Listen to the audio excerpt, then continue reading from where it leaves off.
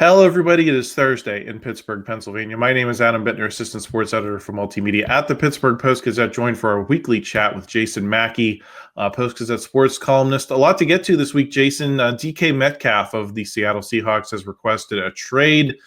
I think we are duty-bound now. Anytime a big-name receiver hits the market in some form or fashion to talk about whether We've been duty-bound, Adam. We've been duty-bound. Come on. So we got to talk about whether he's a fit for the Steelers or whether he's not. Maybe get into your column you wrote about the quarterback situation this week. Yep. Then later in the show, we've got some NHL trade deadline conversation. What moves could the Penguins make before the Friday deadline? Talk a little bit about the ACC media deal and how it might impact Pitt. Then we got the third segment airing on our Post-Gazette Pirates YouTube channel. We're going to talk about some spring stats, what's real, what's not. At this stage, maybe get a little thoughts on Jason's view of heading down to spring training this week and maybe some possible extensions. So, Jason, I'm excited to get into it. How are you? Let's do it. I'm doing great, man. I'm doing great. There's a lot going on. I feel like my head is spinning in a little bit of a way, but in a good way. Going out to Florida Saturday, free agency in the NFL starting soon. I love it.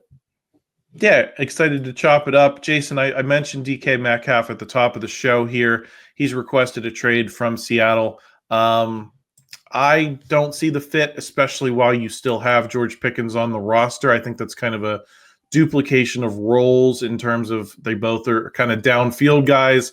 I think the stats are eerily similar if you read them off here, Jason. 66 catches for 992 yards, 15 yards on the average for DK Metcalf last season. George Pickens, 59 catches, 900 yards, 15.3 on the average, and both of them had 3 touchdowns. What say you about having them in the same receivers room? I don't have a problem with the fit or roles, Adam. I mean, a good receiver is a good receiver, and I feel like if you have the quarterback to get them the ball, it's going to work. I'm not giving up a first and a third, which is what I saw the ask was on DK Metcalf. I don't think they have to do that. I think there are other options. Like, yeah, is he a good receiver? Could he help the team? Could he help the Steelers? Absolutely. I just don't want to give up that sort of draft capital if I don't have to. They have money. They've got a lot of money. I have no problem with going out and paying somebody for their services in free agency. And I think they're going to have an opportunity to do that. Is DK Metcalf their only option? No. And that's one reason I was a little surprised to see, I think that came out this morning, the ask being a first and a third with this free agent market and this happening right now. Like, I understand acquiescing to a trade demand. I understand why DK Metcalf might want traded from Seattle. I wouldn't pay that to get him. I would certainly, stay on it and keep after it and see if maybe that comes down. I'd like it for less of a price. But when we talk about Steelers wide receivers, man, like, they've got to do a lot. If he's a downfield guy and they go, get somebody else in the slot, or maybe that becomes, maybe Roman Wilson can grow up a little bit. Maybe it's Calvin Austin. I don't know. Maybe they even sign somebody. I don't know. Tyler Lockett is somebody who's interesting a little bit to me, but there's a lot of options out there. They need to pick a few of them. What is your price, Jason? If it's not a first and a third, what are you willing to give up to get that guy in here? To get DK Metcalf in? Yeah. A second and a fourth, maybe. I mean, I'd like to say like a third and something else, but that's probably not going to get the deal done. I mean, I think you're probably going to have to give up a first or a second, but I would consider it for a second. I don't know. Yeah, probably a second and a fifth, second and a fourth, somewhere around there. What about you? Well, I think it depends partially on my next question for you, which is, do you prefer DK Metcalf or George Pickens? Because obviously we've had a lot of conversation about, the future of George Pickens with this organization, him possibly falling out of favor. If you can get DK Metcalf for, whatever price you come up with, and you can lock him up. He's 27 years old, so he still should have several good years in front of him. You kind of lock him up as your number one guy. Does that make George Pickens expendable to you? And maybe that draft capital you give up to get DK Metcalf, you get a little bit back in the form of George Pickens. Maybe you draft a guy, maybe you sign a guy, and that's your path forward without George Pickens? Adam, I don't altogether hate it. I'll tell you that much. I mean, there's no guarantee they're going to get something done long-term with George Pickens. There's no guarantee that you're going to have, let's say you extend George Pickens, what's his behavior going to look like on that contract? There's no guarantee of that happening. I think one of the things, a piece of information I would like to have, and I think the Steelers have this and we don't have it. What's George Pickens' demeanor, plan, thought process? Like, how is he handling himself behind closed doors? We see how he handles himself publicly, and I don't think it's great. It's not something I would extend. Is he saying something privately? Did he have some sort of come to Jesus moment with Omar Khan after the season? Did they have to trust him and whatever? And the other piece of information is are you going to get back for George Pickens? Like, if they're going to get a pretty nice haul, that makes me think differently about, okay, I'm going to trade him. I'm going to get more of a certain thing in DK Metcalf. So that would kind of grease the skids for a deal, but I just don't know those pieces of information. Well, and the big piece of information that we also don't know is the quarterback. I think the natural question a lot of people are going to ask is, can you pair DK Metcalf and Russell Wilson again?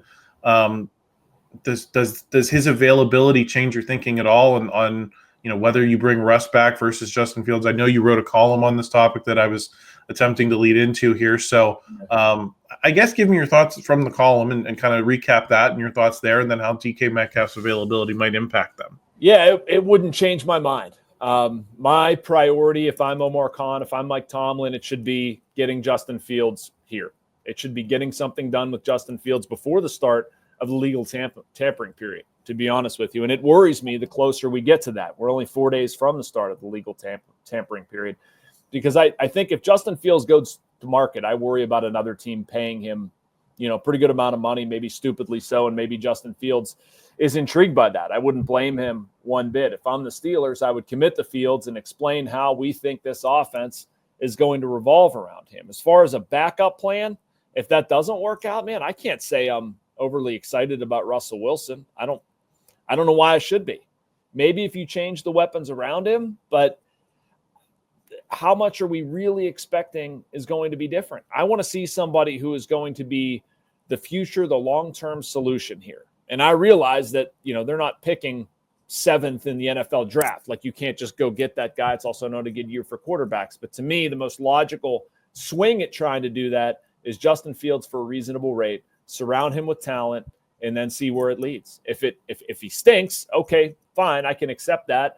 And then you go get somebody high in next year's draft. But yeah, I mean, that's kind of how I'm looking at the quarterback situation. I have a tough time believing, Adam, that they're going to get past either of these options. Like, I know in my column I wrote, I touched on Sam Darnold. I touched on Aaron Rodgers. I think it would be hilarious, personally, like as somebody who gets paid to write about this team and find storylines, to have Aaron Rodgers come in here. I think there's going to be a lot of entertaining copy that comes out of that. I don't know if there's going to be good football, but there will be entertaining copy. I just don't see it likely. If it's not Fields, I think Russell Wilson's going to be in a big hurry to sign here. I think he really liked it here. I think all of that's genuine. I just don't know how much that's going to really help the Steelers. Well, and it does not solve the problem. Like, even if you go on and win the Super Bowl, best case scenario, right? In this coming season, can we win a playoff game first? Right, I'm just saying, win the Super Bowl. All right. If you just play it out, best case scenario, you win the Super Bowl, you're still in the same position next year, being like, well, Russ is going to be 38. Like, what is the long term play there? And I think that gets back to what you're saying is Justin Fields is a guy you can build around, maybe not for the next 10 years or 15 years. You can at least look at him for the next 2 or 3. With the idea of, like, maybe he's the bridge to the next guy, or maybe he is the guy. That is not true of Russell Wilson, basically, no matter what happens. Yeah, and the only thing that breaks down for me a little bit there in that logic, Adam, is if, let's say the Steelers, and this is very much a hypothetical, let's say the Steelers sign Justin Fields to a 2-year deal, and let's say he does extremely well next season. Like, at that point, what do you do? Do you sign him to like a big mega contract that, Sam Darnold's looking at taking his 1 year in Minnesota, and his projected free agent contract's like $40 million. Would Justin Fields want to do that same thing? Would he then say, well, okay, I appreciate it, Steelers, I'm going to stay here, but like, I'm going to try to cash out? Or are the Steelers going to be willing to pay Justin Fields that amount of money after 1 year and bet on that? I don't know. I guess that's kind of a doomsday scenario, but I'm just kind of like taking it down the road a little bit, where that scenario in 2 years might not lead to a quarterback of the future either. So then do you sort of circle back to what you're saying with the Russell Wilson thing? Do you say, okay, well, let's try to get 2 more years out of this guy, 1 or 2 more years, surround him with some weapons, but we're also going to end up drafting a guy who legitimately will be here for a longer period of time. I don't know if I like that way of thinking. I'm just saying that's also a scenario in my mind where, you know, we say Justin Fields is the quarterback of the future, but is he? Yeah, but I think increasingly, $40 million sounds like a lot of money. But in today's NFL, it's just maybe the price of doing business for a competent quarterback, even if he's not the long-term guy. I mean, we were talking about Russ being what, 30 million at this stage of his career, right? Like in the middle of the season, that may have been what he was going to demand. I think 10 million is the cost of maybe the upside that we're talking about here.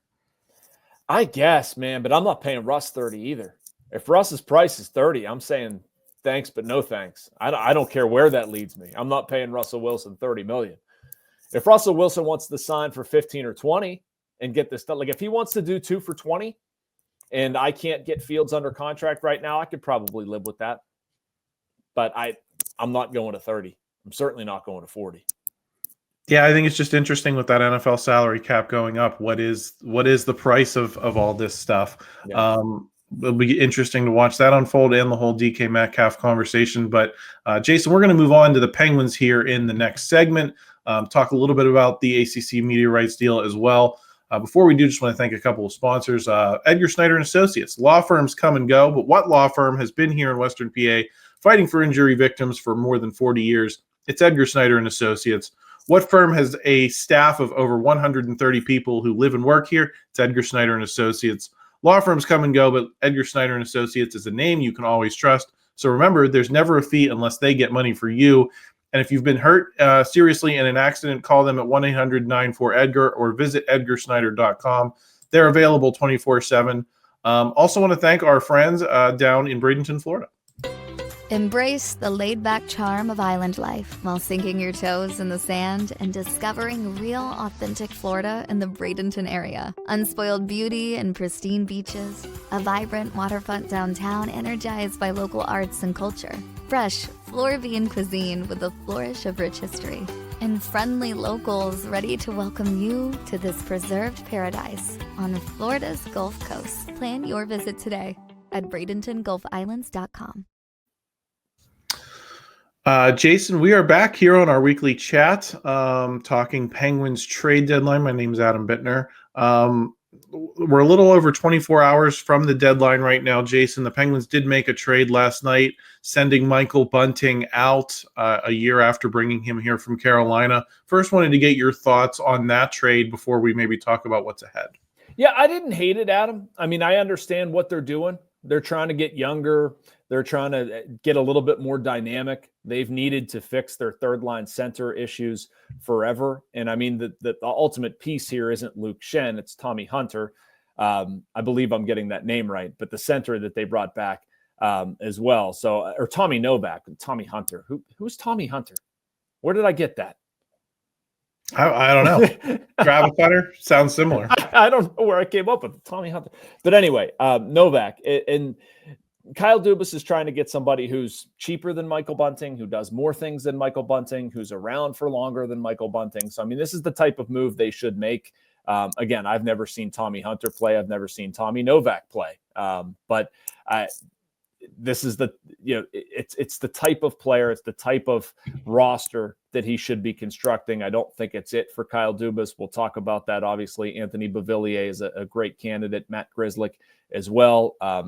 I've seen a little bit more of Luke Schenn, just having been around the NHL a little bit longer. I like what he brings on the right side of the defense. He's a physical guy. They need that. They've needed that for years, probably a leadership type. It also enables them, if something else comes along, you could flip probably Schenn. I'm not sure they'd be interested in flipping Tommy Novak. Probably Tommy Hunter they could let go.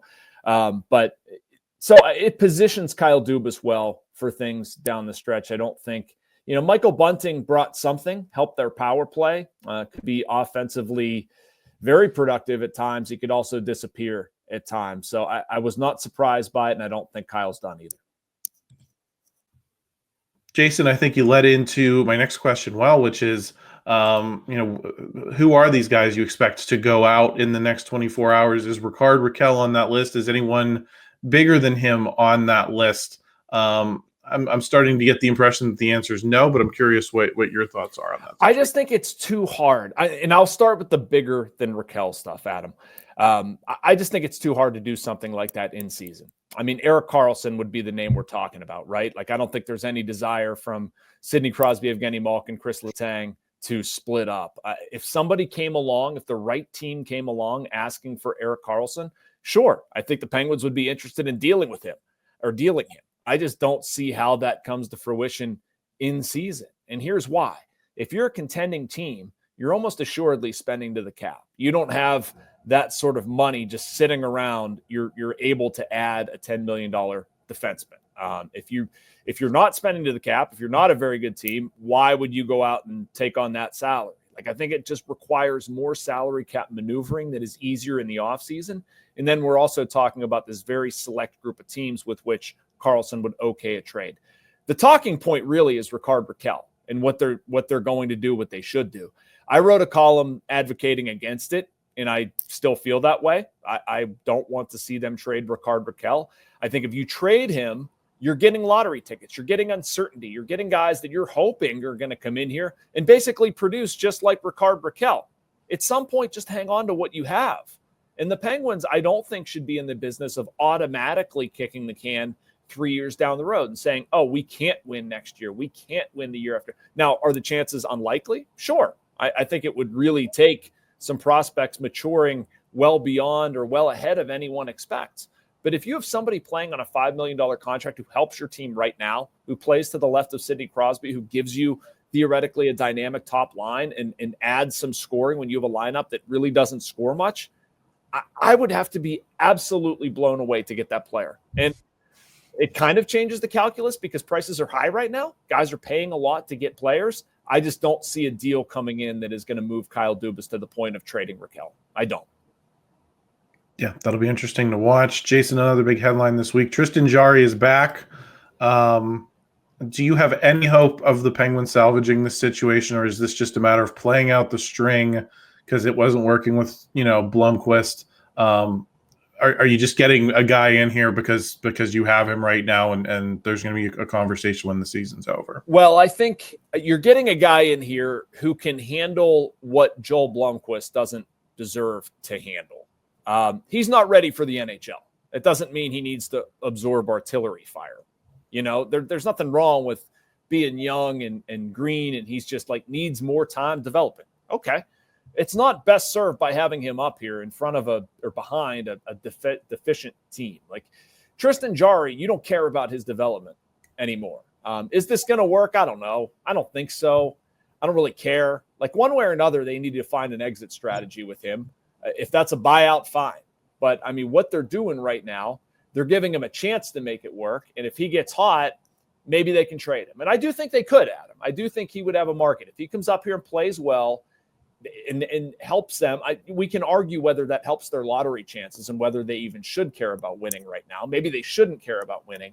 But you give Jarry an opportunity because, if somebody's going to have to absorb this struggling team in front of him, I'd rather it be Jarry than Blomqvist or another goaltender where they care about his development. So I'm curious to see what happens with Tristan. Honestly, it's making this stretch run even more watchable for me. I'm already intrigued, but I'm curious whether he's going to get absolutely shellacked or whether he's going to, Jarry has been prone to get hot every once in a while. They have 18 games left.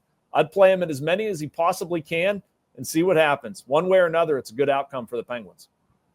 Well, you got him. You're stuck with this contract, so I think the best outcome for everyone is he plays well enough to justify, at least being part of the conversation to be around next season, and that doesn't mean you are making that decision. No, you're already paying him, Jason. You're already paying him. If he were, I trade him. If he plays well, I can trade him. Maybe, but I feel like I got Blomqvist, Philip Larson, Sergei Murashov in the minor. I do not want Tristan Jarry on this roster next season. That I know. Do you think any of those guys are going to be ready next season? I don't care. Okay. I'll sign somebody who is ready for a much cheaper than $5.375 million. Fair enough. Jason, quickly want to get to this ACC media rights deal that Florida State and Clemson sued their way into getting, which is basically They're going to distribute 60% of their television revenue based on television ratings. So the name brand programs like Clemson and Florida State are ostensibly going to be making more money, and it's going to be paid for by the programs that don't rate. And I think, Pitt might be in that group in some circumstances where they're funneling a piece of their check that they currently get upward to Clemson and Florida State to keep them in the ACC. I've seen this hailed by a lot of the pundits as a victory for stability in the conference realignment conversation. And I have deep skepticism about that, because to me, the highest aspiration of college sports should not be to have all of the same teams play all of the same teams forever. I get why people, are upset about the Pac-12 collapsing and all of that. But to me, you're getting close to a super league when you're saying that the name brand programs can basically negotiate for themselves even within the conferences. I mean, what's to stop Penn State now or Ohio State or Michigan from saying, why are we getting the same check as Northwestern in their next television deal in the early 2030s? What's to prevent Texas, who's has started these same problems in the Big 12 for years, from saying, well, we're not going to take the same check as Vanderbilt, and to start to threaten either to go independent like Notre Dame or to all coalesce in one super league that leaves basically the bottom 40 programs in the Power 5, as presently constituted out. I'd rather just see Florida State and Clemson go to the SEC than have that if I'm Pitt, because at least, I think we looked at the Big 12 this season. Arizona State getting a chance to go to the playoff, play a great game with Texas. That was great for that program. I think if you're in that middle to lower tier of the ACC, you'd rather get a shot to go to the playoff and have those types of seasons without Clemson and Florida State absorbing those spots because they get to have more money than you. Yep. That's how I'm looking at it. You know what I look at, or what I think about when I look at this, Adam? I mean, the line between professional and college sports just keeps getting smaller, and more blurry, right? Like what you're describing is essentially a professional sports argument and what they deal with, revenue sharing, and it's paying a certain amount into the pot, and other teams not benefiting quite like that. Like it sounds a lot. I know it's not apples to apples. I'm not saying it is, but there's a lot of strands that are a lot like professional sports, and we're talking about paying players. And I think about that, and I worry about the loss of amateurism overall in college sports, and I also worry about the loss or the declining impact of conference affiliation. I don't know if it matters. Like it matters if you're in the SEC and Big Ten, and if you're not, you're just kind of on the periphery anymore. And I don't like that, number one. Number two, my solution would be something like creating geographical divisions, i.e. what conferences used to be. And I don't know if there's ever going to be an appetite for that. And then if you do that, if you have like the NCAA East, the NCAA West, the NCAA South, how's that any different than professional sports? It's just a really wacky arrangement. I think you bring up some really good points about where does this stop?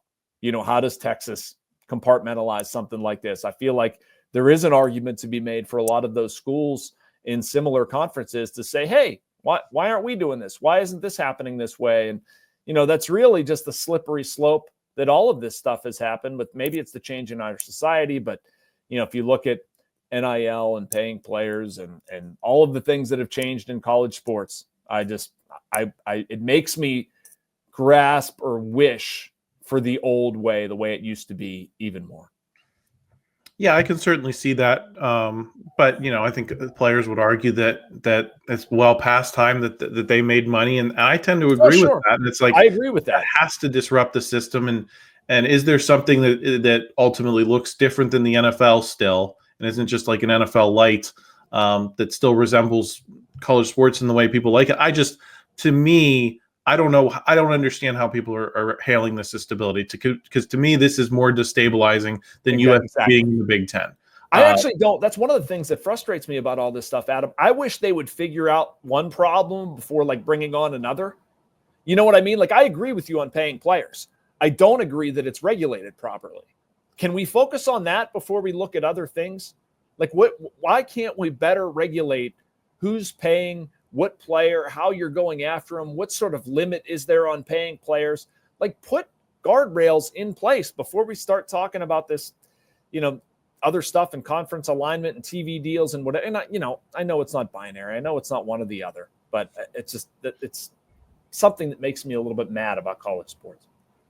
Yeah, it's just all these disruptions coming to a head, and television taking more and more of the ownership. And at some point, these programs are going to have to say, we're not going to let television wag the dog, and we're going to make these decisions that television has to respond to. I think that's probably the biggest problem at the root of this, is that the television executives have too much influence on what works for them, having to work for everyone else. And until these conferences take over some more autonomy, this is going to be the situation that we're in.